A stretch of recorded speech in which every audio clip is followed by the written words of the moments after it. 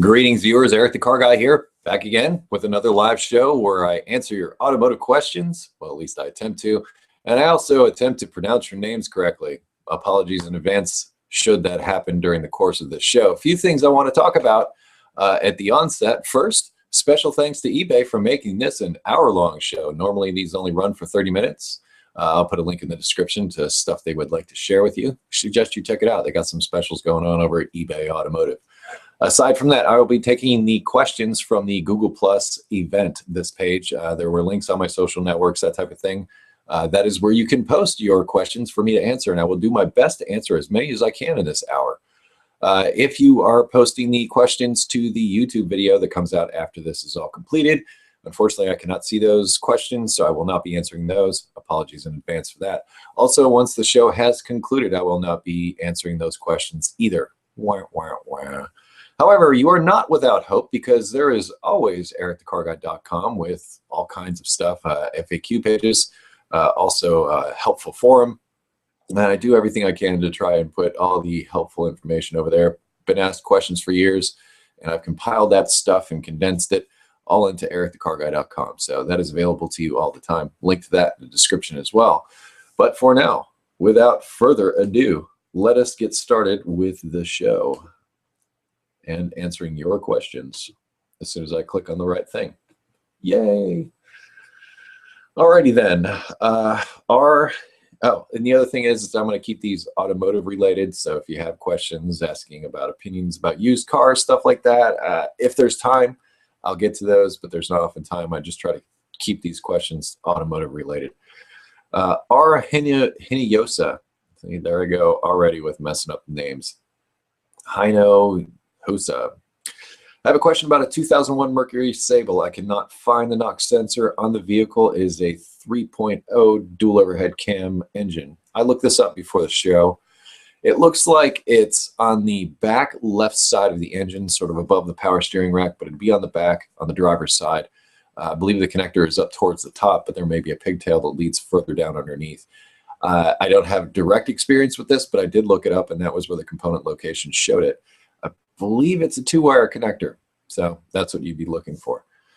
The Struggler Rep, I can do that one. Hey Eric, I'm having some problems starting my CB7. If you're not sure what that is, it's a 1993 Honda Accord EX. I had the mechanics clean my gas tank and fuel lines, and it took forever before she could start. Then after I fixed my starter, it broke. I tried again, and it wouldn't start again. The mechanic said it's going to have to be the injectors. We also checked the spark, and the plugs give everything else is checked. You have any other suggestions on what I should try?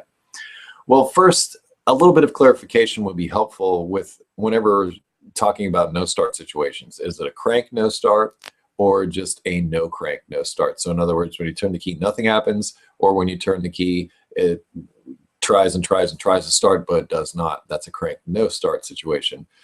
I can say from personal experience, Hondas very, very rarely have problems with fuel delivery. If they do, 9 times out of 10, it's an electrical issue. It's normally the main relay that's causing the fuel pump not to turn on. But I've seen some leaking injectors on Hondas, but I haven't really seen, I've seen very few Honda injectors fail, if ever. Also, same thing with fuel pumps. Honda fuel pumps, I don't ever recommend replacing them, especially with aftermarket units, which seem to be inferior to the original equipment stuff, which seems to last just about forever. In 20 years of working on Hondas, I think I've replaced like 4 fuel pumps in Hondas. 2 of those were aftermarket pumps, just saying. So it's not beyond the realm of possibility, but it's the last thing I put on a list. I normally look at spark, and with the vehicle being that old, I'm going to go on a limb and say you might have an aftermarket distributor on there. Aftermarket distributors, in my experience, cause known problems, such as with crank sensors or cam sensors and that type of thing that are housed within them, and sometimes set check engine light codes and stuff like that. So I would turn your attention to the ignition, but something that is so often overlooked is mechanical. If the engine is out of time, or if there's some issue where the engine cannot build compression, it won't start. I'm going to put a link in the description to the FAQ that I have about no starts, and there is specific information about Hondas and how to check for a no spark situation. You say you check for spark, but it may not be happening at the right time because of some of the things I mentioned earlier. Once again, there's also mechanical issues that could be at play. So you need to take all those things into consideration and approach it as a whole. And also the crank no start as opposed to a no crank no start is also something that is important, an important consideration for something like that. So good luck, and additional information in the description for you also.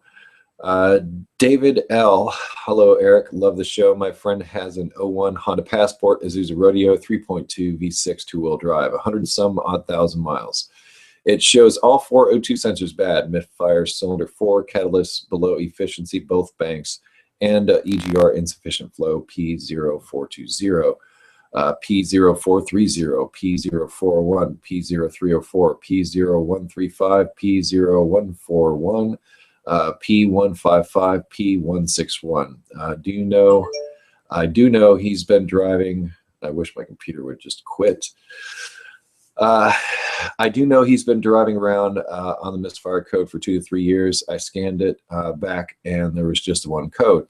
Now all these others show up. I know the likelihood of all sensors going bad at the same time is super low. Does the combination point to one culprit? There isn't a direct code for should I pursue the misfire? Thanks.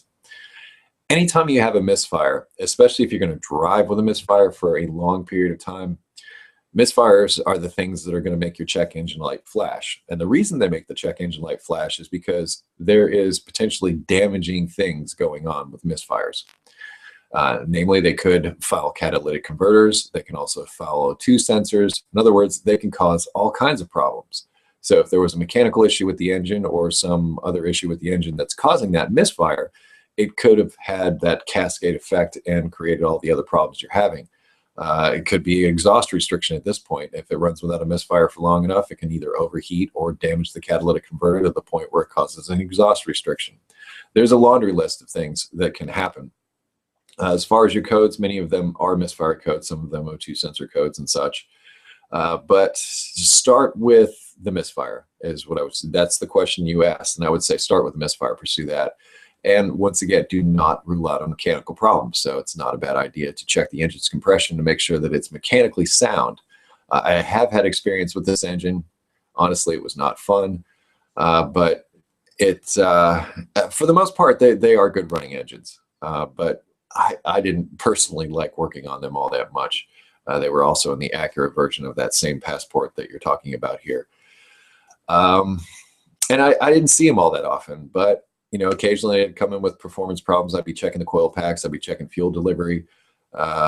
Even though it is a quote-unquote Honda, it's not. It's an Isuzu, as you pointed out. So there could be some issues there. But I would start looking into the misfire and see if I could track that down.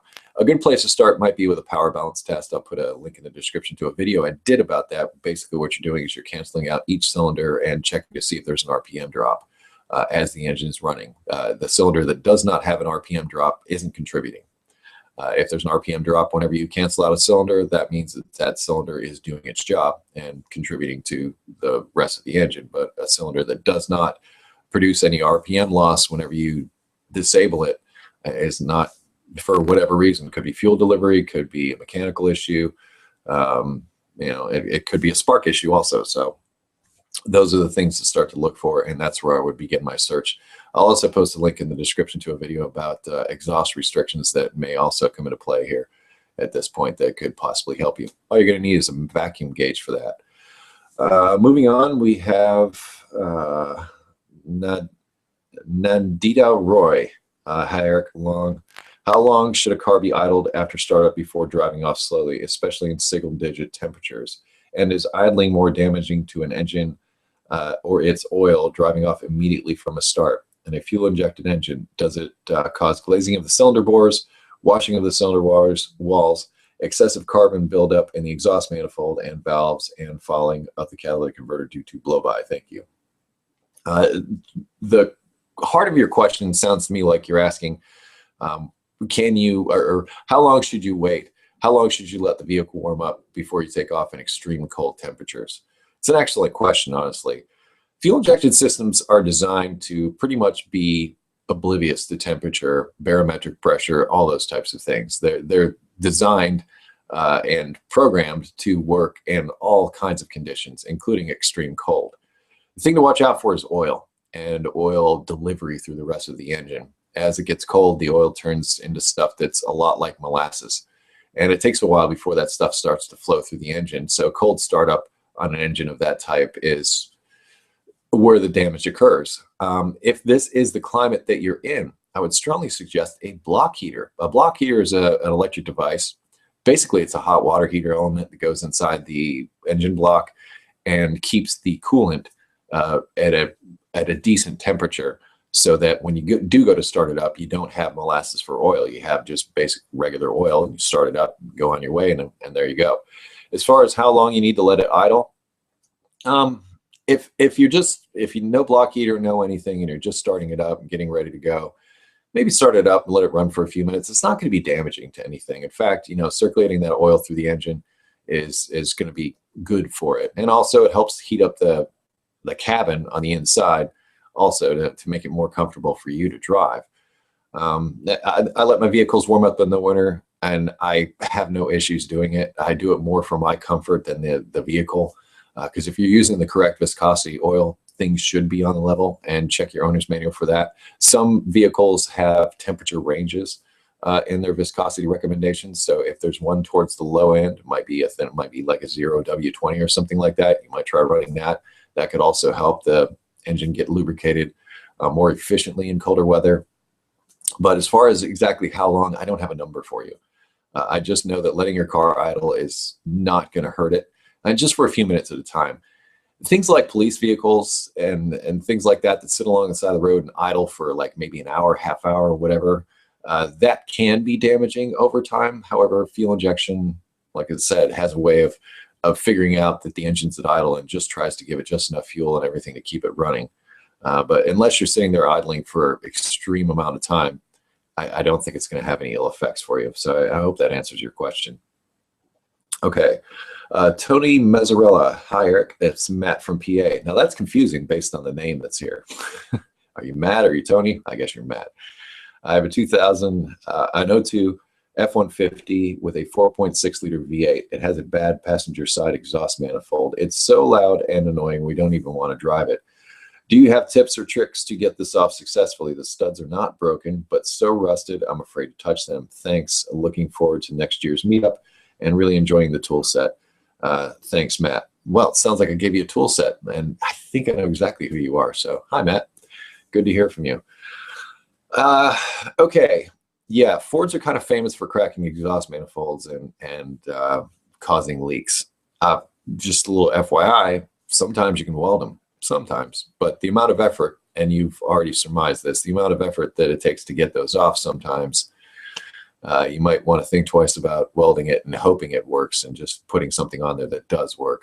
Heat is your friend anytime you're dealing with rust. And I'm not saying heat up the engine. You might have to get in there with a torch. Torch is like your best friend. However, in some cases, they're just too far gone, and you do end up breaking things no matter what.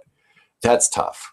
That's really tough. And going back to the exhaust stud that I broke on that Pontiac Montana that I fought with that whole time that I didn't like. A lot of people made the suggestion of putting a nut on the outside of that and welding up the inside of it and twisting it out that way. I think that's an excellent suggestion, and I'm looking for the opportunity to try that should that happen to me again in the future. But outside of that, I don't know what to tell you, because I haven't seen the rust. I have dealt with what you're dealing with, and it is a rusty mess. And whenever I have that much rust, I just reach for my torch, oxyacetylene torch. Some people can use MAP gas. Propane, don't even bother. I don't think it gets hot enough. A lot of people ask me if they can use propane, but I'm an oxyacetylene guy, and I'm very happy with the result. Haven't used MAP gas, but I believe MAP gas is much hotter than propane, and that's what you need. You need to get it like cherry red. I have a video about heating up exhaust bolts in order to get them removed. I'll put a link to that in the description if you haven't seen that already. Good to hear from you, Tony. Glad you're getting some use. Not Tony. Good to hear from you, Matt. Glad to hear you're getting some use out of those tools. Ulfway 12991. Okay, Ulfway, weird. Has a 2002 Pontiac Firebird with a 3.8 V6. I'm having random spotty problem with the engine cooling system. Occasionally, I'll be driving and I'll see the temp gauge is reading normally, and a few minutes later, I'll look down and see it's flatline below 100. When this happens, the cooling fans turn on wide open. I've replaced the coolant temperature sensor under the throttle body. Even after that, it still wasn't reading correctly. I checked for continuity at the plug of the sensor and the odometer, and it checked out just fine. The next day, it started reading normally, and again, I'm more than certain it may do it again. Do you have any idea what might cause this and how I can go about fixing it? P.S. I've been watching your videos ever since you've been posting them on YouTube, give or take a month or so, and I have to thank you for teaching me so much. I'm able to work on my own vehicles more effectively. Keep up the good work. Thank you for that. Thank you for, watching the show for that long. It's people like you that have brought me where I am today, and I appreciate it. Now, as to your problem with the cooling system, I believe there's two. There's one sensor for the gauge, and then there's another sensor for the cooling system that the engine uses. So I think there's two. I don't know for certain on that. However, the thing that I always go back to in these situations where you're experiencing either intermittent heat or like you're saying here, sometimes it will just drop below zero. First thing that comes to my mind is air in the cooling system. If there's air in the cooling system, that air bubble, whatever, sort of goes around through the system and can wreak havoc on any of those sensors that are trying to figure out what the engine temperature actually is, because that air pocket's not going to be the same temperature as the actual coolant. Also, it can cause the coolant not to flow properly. So those things combined often equate to issues with cooling or issues with, like I say, heat, those types of things. I've got a video that I did about bleeding cooling systems. I'm not sure if that is an expansion tank type system. If it is an expansion tank type system, and what I mean when I say that is the reservoir off to the side is pressurized. It has like a radiator cap on it. If that's the case, use the information in the video. Forget about the bleeder valve. That just makes filling the system easier. And use that expansion tank as the funnel. Like you'll see in the video that I use a funnel to help bleed and purge the air out of the system. With those sealed systems using an expansion tank, I just leave the cap off of that and use that as my funnel. So it's kind of like built in. But don't fill it up all the way, because the coolant level will rise as it heats up. And if you fill that reservoir up too much, then it's going to overflow. So it's better to keep it a little bit low until everything is working like it should. And basically you run the engine at 2,500 RPM till the cooling fans come on with the radiator cap off.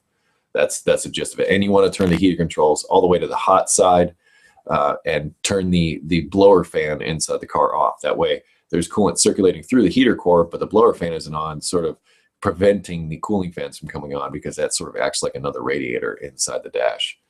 So that's the long and the short of it. And hopefully you'll find a solution just with that. It's nice when they're easy.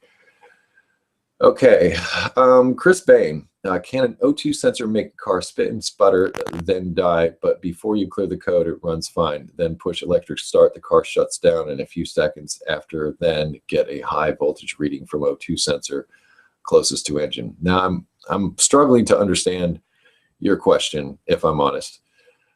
However, I can say that I have seen O2 sensors cause starting problems, and namely it's because of the heater circuit. The heater circuit is the high amp circuit, whereas the actual signal coming out of the O2 sensor is not. So, and the computer usually controls the drivers that do the heater circuit. So I have seen instances where like a heater shorted out or something like that and was causing weird voltage to happen inside the computer, and it wouldn't start or would stall or would do strange things. So I have seen that happen, and if you suspect it, unplug it and see what happens then. If you unplug it and it runs like it's supposed to, you've eliminated that from the circuit, and you can say, okay, well, definitively that O2 sensor is a problem. That's one way. One of the things I ran into is somebody lowered their car enough and they hit the exhaust, and when they hit the exhaust, the wiring for the O2 sensor came up in contact with the body of the car. And when it did that, it just shorted it out, and it was causing a very strange no-start system situation that was extremely difficult to track down. So yes, it is possible for O2 sensors to cause weird things to happen, and it usually happens, well, in my experience, it happens when it's involved with the heater circuit side of things, because the O2 sensor is virtually ignored until the engine warms up to operating temperature. So its signal is really not being taken into account. However, that heater is turned on the second it starts up so that the O2 readings can start sooner. The O2 sensors need to be hot, at least 600 degrees, before they start reading stuff.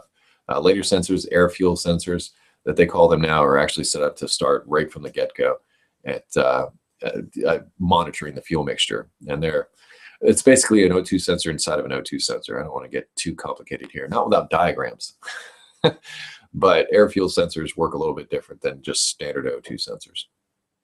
And just throwing that out there, just a little bit extra for you that you're watching here. Asking about the NOx sensor again, Michael Bloom. His son, he just got his son a 1994 short bed F-150 regular cab 4x4 with a 5.8 and E40D automatic hubs. It was the first year of Ford trucks having driver side airbags. Twice now, the SRS light flashed code 51, indicating a blown thermal fuse inside the SRS module. Ford says replace the module, they're $450. I Googled some forums and learned how to replace the fuse. For anyone with moderate soldering abilities, it's cake, and only $1.50 or so per fuse. It's not expensive either. My question is, why does the fuse keep blowing? No codes are apparent. Have you ever run across this? And if so, what is the outcome?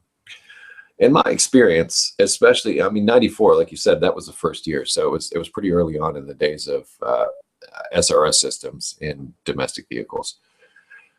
My experience is the way that thing is set up. If the airbags ever fire, it pretty much wastes that computer, and it needs to be replaced. They do this, one, for safety reasons and everything else. As far as what's causing yours to blow, I'm honestly not sure. It's obviously some sort of, excessive amps that are flowing through some circuit within it, and it's blowing that fuse. So there's either a problem in that circuit somewhere, or that module is faulty. And instead of spending the $450, why not look around and see if you can find one in the salvage? You might be able to find one that way for a lot cheaper than you would otherwise. But if it were me, I'd be advising replacing the module at this point, just to rule that out. Outside of that, I'm not sure.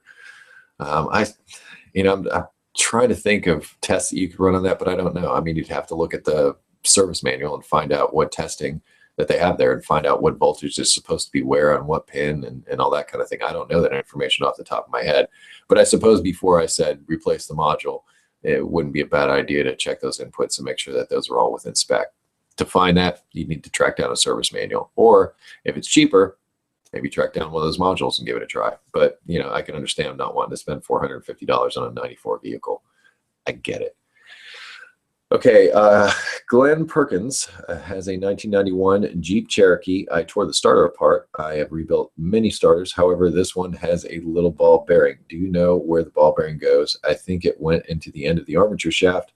Could you let me know? Thanks, man. God bless. I'll be honest. I haven't rebuilt starters in 20 years. I just replace them with remanufactured units.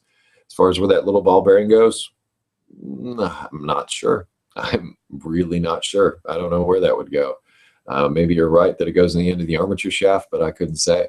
Maybe you could also track down the service manual for that starter and get a look at what's supposed to be inside of it. Maybe blown up view or something, but I don't know. I don't know. I hate saying that on this show. I like to be able to help, but I don't know everything. That's for darn sure. Herschel Herdanon. Hi, Eric. Hope all is well with you and the family, and thanks for the videos and help you provide. I have a 1999 Jeep Grand Cherokee 4-liter straight 6 with 287,000 miles. My problem is with the cruise control light comes on the dash when you press the button, but it will not work. I've checked for vacuum leaks. I've checked the vacuum box behind the compressor, headlight for leaks, found nothing. So I replaced the cruise control servo module and still have no cruise control. Any input would be great, and thanks again for all your help. That 99 is a bit older, but a lot of times when I find problems with cruise controls, it's brake light switch related. The brake light switch is an input to the cruise control, and it won't activate if it sees the brakes running, because that's the whole point. You step on the brakes, and the cruise control is supposed to disengage. I would check to make sure that your brake lights are working, first off. Outside of that, you've already replaced the module and everything, so it's hard to say. You check all the mechanical connections at the throttle body and everything, make sure that those are all correct. But first thing I would check the brake light circuit and see if your brake lights are working. And if they're not, fix that and see if your cruise control works. Michael Lucas Lucas. I'm having trouble tonight, people. Sorry. Good morning, Eric. Okay, 7 p.m. But on the other side of the planet, it's 7 a.m. All right. Good morning. 2004 Acura TL 6-speed manual, 122,000 miles. Recent installed maintenance. Front accelerate solid motor mount. Okay, so front solid motor mount. Oil change, transmission oil change. After installation, car fired right up and drove it 3 miles, no problems. Insert key into ignition, turn key to accessory position. All lights turn on, etc. Turn keys, start engine. All lights shut off as the battery is dead. I suspect a bad battery, so I went to AutoZone and picked one up, installed it, had the same results. Car will start and run with no issues when I get a jump from another car's battery. I drove it around 60 miles afterwards with no issues, but as soon as I turn the car off, the problem returns and it will not start. There is no starter clicking, etc. Everything power related shuts off as soon as I turn the key all the way. 1 to 2 minutes after the electronics turn off, there's a clicking coming from the black box next to the fuse box. It's attached. When it stops clicking, all electronics come back on. I clean the battery terminals and wires, etc., and I'm thinking it's probably a ground somewhere, so I checked all I could find, and they're all nice and tight. I'm at a loss. Any ideas? First thing comes to mind reading this, there's a connection issue there somewhere. You say you clean the battery terminals and all that, but there's a loose connection because there's not enough. It's maintaining an electrical connection, but as soon as you put that high amp load of that starter on there, it dies. That says to me that's a connection issue. There's no pathway for those amps to go. So I'm saying that somewhere, possibly battery terminals, because you say clean them and everything, but whenever you jump start the car, it works.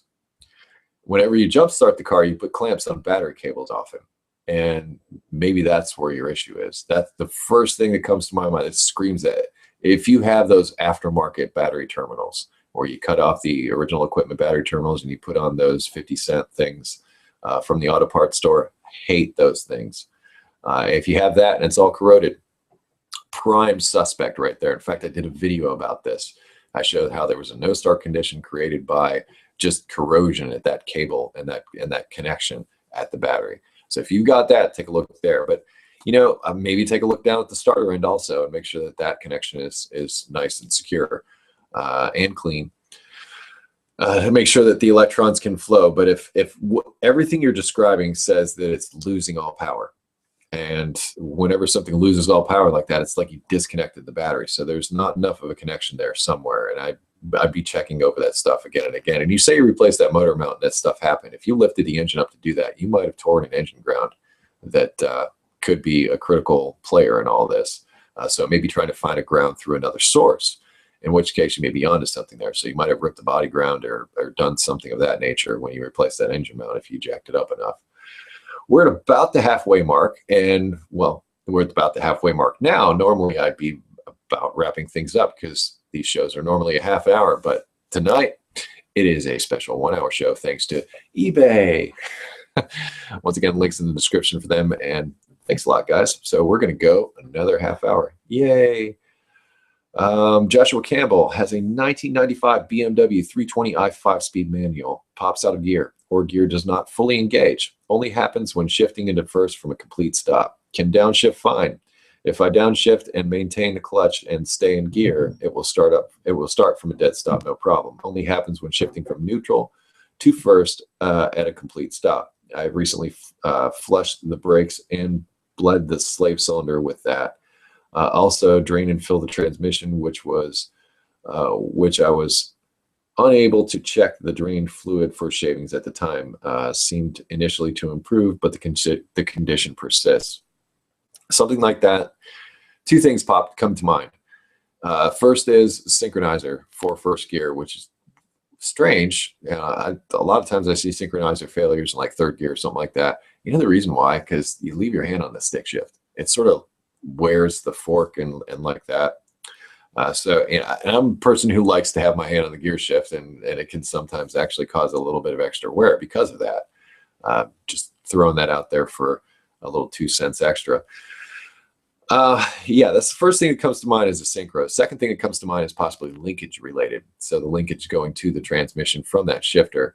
There could be a bushing that's worn, or cable that's stretched. Not sure exactly how that's set up. I'm thinking that maybe that's cable, or it could be like actual mechanical rods, not sure, but I think that might be a cable style shift linkage. If it is, check all the bushings, make sure that those are all in the correct orient, or just all intact, that they aren't all deteriorated, because that could also cause that issue. But if you don't find any issues with the shift linkage, it sounds to me like the transmission's got to come out, and then you'll find out for sure. So good call on replacing that fluid. Also, and especially with something like a BMW, make sure you're using the correct fluid, because that really does go a long way to shift quality. I don't believe it would cause something to pop out of gear. It might be more difficult to shift. It might be a little noisier if you're not using the correct fluid, and it might eventually wear something out. But I haven't known it to cause an issue where it would cause something to pop out of gear. But good luck with that. Chadwick Walsh. Hey, there's a name I can do. Thank you, Chadwick. It's starting to look bad. Starting, right, yeah. 2006 Chrysler Town & Country. The heater core appears to be blocked. I saw your heater core flush video, and you used compressed air to flush the core. Is it okay to use water to flush a heater core? Yeah, why not?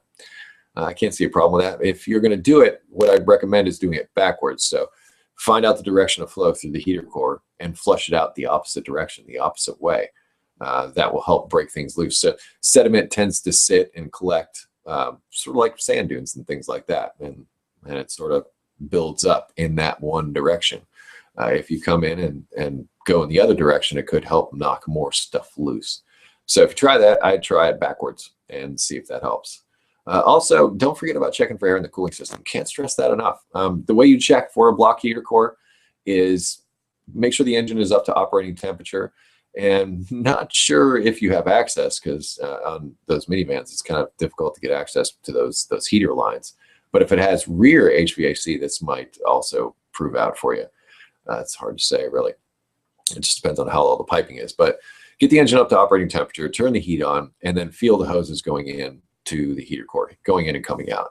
They both should be warm. Maybe one's hot, maybe one's lukewarm, but they both should be warm. If one is hot and one is cold, then you got a restriction going through there. If they're both relatively warm, you got some other problem, and it's probably not a clogged heater core. Maybe restrict, well, even a restriction would leave it with one side colder than the other, like a significant difference. And this is after the engine is warmed up. So you'll have the stuff going in, and it won't be able to come out. So the warm coolant is coming in, but it's not able to flow through. That's why the other side is cold. But if both sides are warm, that means there's something flowing through that core. And if your heat isn't quite what it should be, it may not be an issue with that. It could be something with the blend door inside the HVAC, up inside the dash itself. There's a door on the inside of there that switches back and forth between the evaporator for the AC and the heater core for the heat. And if that's having an issue, then it's not going to allow that warm air from the heater core to pass through the HVAC system and into the passenger compartment. So there could be a problem there. Link in the description to something I wrote about HVAC stuff. Also got some videos that go along with that. That'll be in the description, so you might want to check that out. Either way, wish you luck. Yeah, but you can flush it with water and do it backwards. DDMM, easy enough, has a Hyundai Elantra 2006. Car has oil on second spark plug well too. Change valve cover gasket and all seals that go in cover gasket after fix. Still oil in there. Car feels like it will stop when idle. Sometimes when coming off the highway, slowing down, motor sounds like a motor trailer. I notice air is coming out from dipstick when motor is running. How do you change the valve stem seals for this car? Thanks for answering. Okay, DDMM. You might have a little more going on there. And based on your description, I would be checking the compression. I would be making sure that you don't have a mechanical issue, because by the sound of it, you might have a mechanical issue. There will be a little bit of blow-by that might cause a little bit of air to come out of the dipstick tube. But if you have a significant amount of air coming out of the dipstick tube, that means there's a lot of blow-by inside that engine. You could have a pretty significant mechanical failure, and it could have something to do with this second spark plug well tube. Could possibly, just throwing that out there. But I'm thinking you should look a little deeper and not worry about valve stem seals at this point, because you could have some bigger issue. I'll put a link in the description to a compression test video that I have. A leak down would tell you even more. If you have access to compressed air, then you can perform that leak down test. But if not, the compression test Compression testers are really cheap, comparatively speaking, and a fairly easy test to do. Once again, I have a video on that. There'll be a link in the description that hopefully can walk you through that process, and you can get an idea of the engine's mechanical condition, because I think that's what you're up against with this, and it might be significant based on your description there. Good luck. We have Yeg B. Hey Eric, it's the guy with the brake problem on the highway from the last time in the last live session. Oh, okay. I have good news and bad news. The good news is that the problem is now fixed. I have full braking at all times now. Excellent. The bad news is the master cylinder and the exhaust were repaired at the same time, so I can't be sure which was causing the problem. If I remember this correctly, you were having a problem after driving on the highway for a long period of time, and then you wouldn't have any brakes at all. I'm saying the exhaust was too close to the brake fluid and causing it to boil. But either way, the problem is solved and you have brakes. That is a good thing. I'm sure your insurance agent will be happy. Okay, going back to the question. Again, I have a 2003 Nissan Maxima SE with an automatic transmission, 144,000 miles. Anyway, I have another couple minor issues that I could use your input for. Issue one is that when turning my wheel all the way to either side at low speed, say like when parking or pulling out of a spot, the car makes a very loud, short grinding noise. But then if I turn the wheel a little back towards center, not all the way left or right, the noise goes away. The noise never happens when turning at speed, only when the car is semi-stopped. Issue two is that sometimes my tachometer doesn't want to work. While driving around, I will have days where the tachometer doesn't move from zero, some days where it works regularly, and some days where it's kind of sticky, meaning that it will move, but not in a regular fluid motion. I do recall one day where the tachometer started off not working, and I gave the car a lot of gas, and the needle went from not working to the sticky working for the rest of the driving session. Once again, thanks for doing this. Love all your videos and content. Hope to see another day in the shop video soon as well. Thanks. I don't have a day in the shop video planned, but I've got lots and lots of fixing it forward videos for you. I've got 2 projects I'm working on simultaneously right now, similar to the day in the shop where I'm repairing those vehicles as they come in. But I'm excited about those. So getting to your problem, you have an issue when turning the wheel all the way to one side or the other. It sounds to me like that belt might be loose. So I would check the belt that drives the power steering. And if you have a serpentine belt that drives everything, I'm trying to scratch my head and remember what this setup has. But if there's one belt that drives everything, you might want to look at that and the tensioner. Because whenever you turn the wheel all the way one side or the other, you're putting the power steering system in its most ultimate stressed mode. And it's only for a little while. It's not, if you keep it there, it could hurt something. But in other words, if the system is stressed to that point, then what could happen is the belt can slip and make a noise. That's normally what I run into there. So I would check your belt tension, your belt condition, and also if it's a serpentine belt, runs around everything, check to see if that tensioner is in good shape, not bouncing around. Got videos on that. I'll put them in the description for you. As far as your tachometer, that's a tough one. It could be the signal coming out of it, going to the dash, and it could be the tachometer itself inside the dash. Can't say for certain either way which one it is. Normally signals like that come from a distributor or crank or cam sensors and then delivered from the computer. Actually, with 2003, I don't even think that has a distributor. So there's some way of measuring engine RPM. What you might consider doing is, if possible, and you have a scan tool that you can plug in that you can read live data with. See if when the tachometer is not working, see if you see a tachometer signal on that live data. If you do, then I would suspect the gauge inside the cluster. But if you don't see it at the same time, then that problem might point towards where that RPM signal originates from. And I apologize for not knowing exactly where that originates from, but that's where I'd be looking next. A service manager could help you identify the players in that circuit. But that's how I would do it, just computer sees. So if the computer sees an RPM signal, and I would think it would run funny if it didn't. So I'm erring on the side that maybe it's inside your dashes where that issue is. I'm not sure, honestly. You have to track that down. But good luck either way. But glad you got brakes again. Brian Nickel has a 1992 Olds Cutlass Sierra with the 3300 Buick V6. It's a good engine. Multi-port fuel injection, 146,000 miles. It runs fine, but sometimes idles high. Well, the thing about that engine is its intake gaskets and stuff. That can be, but when it runs, it runs.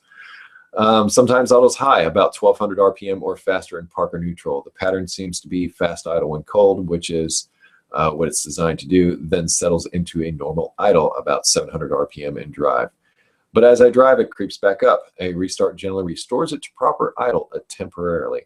I suspect the idle control valve. I think the restart resets it, and it gradually loses calibration as I drive. How can I tell if that's the culprit? You know what? I think you're a smart guy. I think you've got it figured out, because it does make sense that it would be an electronic issue over a mechanical issue based on its behavior. If you start it and it resets itself and goes back to what it's doing. 92s, it doesn't really have a fast computer to tell whether or not that there's an idle air control problem, but this is how I used to test them. I used to take the handle of a screwdriver as the engine's running and tap on the idle air control valve. If the idle started to change at that point, I said, nah, I'm putting an idle air control valve on this. Many people out there clean them, and they state they have success with it. As a technician, we replace parts, we don't always clean things. So a lot of times I just replaced them and the problem was fixed and away we go.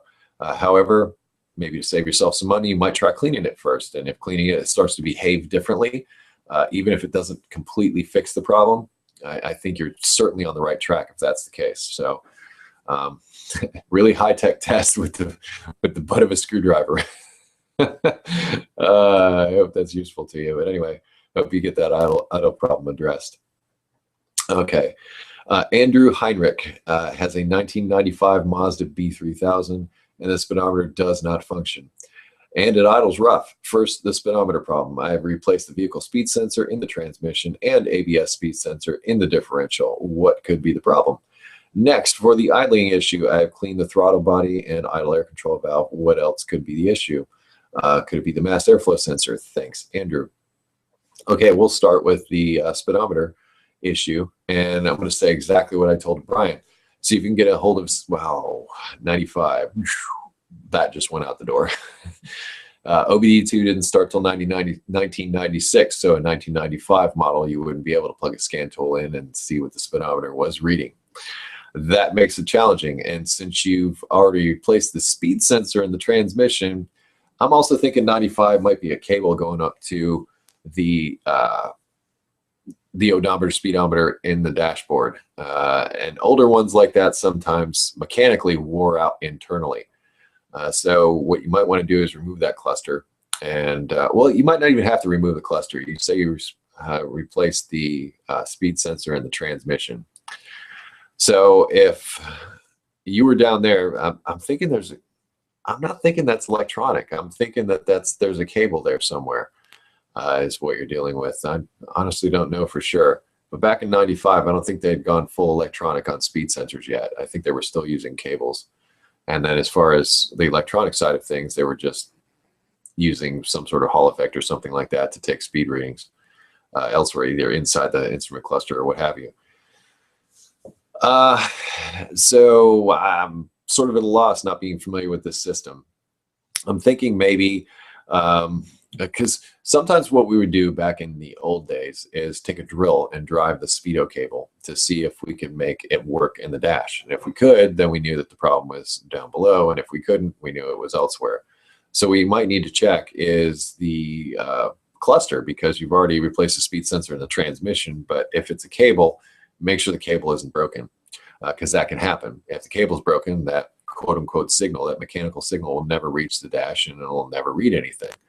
So that's where I would look for that. As far as the idling issue, man, there's so many things that can cause idle problems. I mean, you've got a good start by cleaning the throttle body and the idle air control valve, but vacuum leaks can cause idle problems. Other performance issues can cause idle problems. And that might even be, yeah, you've got a mass airflow sensor on there. If there's any holes in the tube that go from mass airflow sensor to the engine, that can cause an idle problem. Also mechanical issues. I mean, it's a 95, let's face it. There could be just being a worn out engine and not quite balanced anymore and just getting loosened up on the inside could be the cause of the rough idle. It depends on how rough. I have written extensively about idle issues, and In the description, once again, will be a link to that article that I wrote, along with some videos about some things to test and look for. I'm hoping that can help you. Sorry I couldn't be more help on the speedo stuff, but if you have a cable, look to see if that cable's there and look to see if it's broken or not. And since you've already taken care of stuff inside the transmission, your issue may be inside the dash. Okay. Kristen Fairchild. Hey, Eric, big fan. You've helped me understand a lot. My question is, does turning on the AC, regular cold air, non-AC, or heater have any effect on engine temperature? For example, in the winter, should I just put on a sweater and keep the heat in my engine bay, or in the summer to be blasting the heater to keep the engine from overheating? Always been curious if climate controls affect engine thermostat temps. That is a great question, and I can tell that you love your machine because you're concerned about its feelings and how it's performing, and I completely relate to that. So I love your question, but you're kind of going about this, I think, the wrong way. Engineers don't design vehicles to torture you. They set everything up so that it basically works to your will. So if you want heat, it's supposed to give you heat. And the other adjustments are supposed to happen out there to make sure that you have heat and the engine runs correctly. Same thing with the AC. That's why the cooling fans come on. Many times when you turn on AC, cooling fans come on to bring some extra air through that radiator and also through that condenser to make that cooling more efficient. So engine temperature should stay constant. It's designed to be that way. You shouldn't have to worry about it. The bottom line to your question, the answer to your question is you shouldn't have to worry about that. The engineers should have taken care of that, unless there's some other problem that's happening, causing it to overheat or causing it not to heat up. It should function, no matter what it is. Like if you want to drive around with the AC on full blast during the summertime, do it. Everybody does it. and then they come in for a weight or oil change, and you burn your arms on the exhaust. Yeah, and in the wintertime, well, you got all that drippy stuff coming off and going down the back of your neck and such. Yeah, it's just. Don't worry about it. Your car should be taking care of you, so just change its oil and service it regularly, and that should be all you need to do with it. Other than that, put it at whatever temperature you want and be comfortable. Don't worry about the car. It should be able to handle it and then some. Michael's, we're getting towards the end. Michael Stackenstein. I see you a lot. Thanks for watching. Hey, Eric, what are the steps to take to getting a car running that's been sitting for years? Say, for example, your Acura Vigor or your former Subaru Legacy. Really good question. In both instances, and the Acura Vigor, which, as I've said before, was parked under a pine tree there for years. He put a battery in it and it started. I didn't get the chance. I didn't get the opportunity to start it up for the first time. He went ahead and got it all running for me, but I believe he just started it right up. But the things to be concerned about are oil in the engine, because something that sat for that long of time, all the oil is going to have drained down into the oil pan. And you want to get that up inside the engine, or you want it to be able to build oil pressure as quickly as possible. That oil actually puts a film all through the inside of the engine.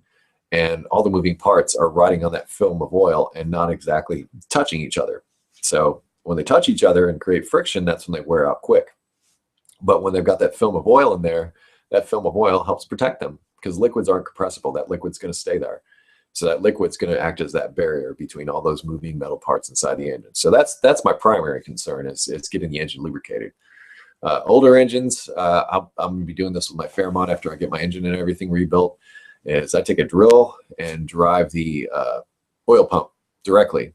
But a lot of modern cars you can't necessarily do that with.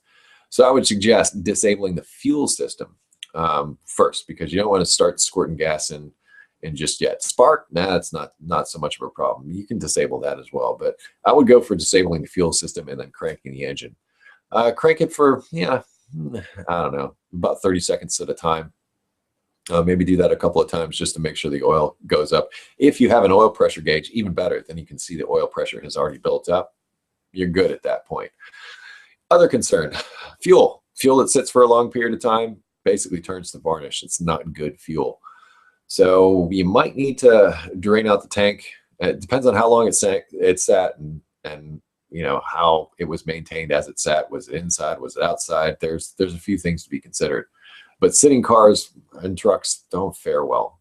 And I've done a lot of work to my Acura Vigor to try to bring it back. A lot of work over the past year. Love where it is now, but wouldn't have had to go through all that had it not sat the way it did. But yeah, next concern would be fuel, and if that fuel is bad, and then it's going to be just sort of figure out what's going on, because there'll be hoses that could dry rotted. It could start causing vacuum leaks, or it could start up and run fine. There's that possibility also. It's happened. Stranger things have happened, but it's normally the rubber that really starts to deteriorate when something sits for a long period of time. So you could start seeing oil leaks and what have you. But yeah, get it running, change the oil, put some good oil in there, put some good fuel in there, see what happens. That's where I'd start. Okay, Joe Castanandia, I'm sorry, has an 02 Chevy Silverado V6 4.3 Vortec with 245,000 miles. Has a performance issue. Every time I get onto the freeway, I have to floor it, and when it's in first gear, so I can get it moving fast enough, because once it shifts into second, it loses lots of power. The RPMs stay at 2,000 when it's in second gear and won't go into any higher gear, even when I'm floored. I've changed spark plugs, wires, distributor rotor, distributor cap, distributor, fuel pump, fuel filter, air filter. What do you think is the problem? Thanks for all the vids and support. I don't think your problem is engine related. Based on your description, I think your problem is transmission related. Given that it's a 2002, I'm wondering if you have a check engine light on. If you do have a check engine light on, I would pull that code and see what it says. That code could point you in the direction of something that's going on with the transmission. It could be an electronic problem. It could also be a mechanical problem. If it's an electronic problem, well, those are a little easier to fix than having to tear down or replace the transmission. So that's where I'd look. But based on your description, I don't think your problem is engine related. I think it's transmission related. So now that we're getting close towards the end of the show, I'm going to just randomly start towards the top, people that just recently posted questions. A lot of times when I do these, I start at, the people that posted the questions first. I usually make the announcement about the show the Wednesday before, and once again on the Friday before, and then, hang on. I make the first announcement about the show the Friday before, then again on the Monday, and then once again on the day of the show. So I try to take care of the people who posted early. That's a long way of saying that. But I also want to take care of the people who just tuned in that are looking to get their questions answered. So here I am now. That is a compliment. Thank you, William. Okay, Megan Maston has a 1998 Honda Civic LX. I took the throttle body off to clean it because my throttle was sticking. When I replaced it, the engine began to run poorly, and the engine threw a code for a bad map sensor. Well, I ordered another map sensor, and it didn't correct the problem. So I thought maybe I bought a bad one. I purchased another, and it still didn't correct it. My husband has a 96 Honda Civic DX hatchback. I took the map sensor off of it and put it on. It ran great. It out a little higher than normal, but no big deal. I took the one, hang on. When somebody posts a new question, everything moves down. I took the one I thought was bad and put it back on the car to replace it, and it ran great. Baffled, I switched back around. My car ran poorly with a check engine light, and his did not. So I switched them around again, and the third time, and my car ran fine without a check engine light. Why will my car only run with his map sensor? Well, I hate saying this, but especially with electronic parts, Honda parts are better than aftermarket parts, and they're expensive. So I'm assuming you put an aftermarket map sensor on there, but I don't think that's your problem, and I don't think it ever was your problem.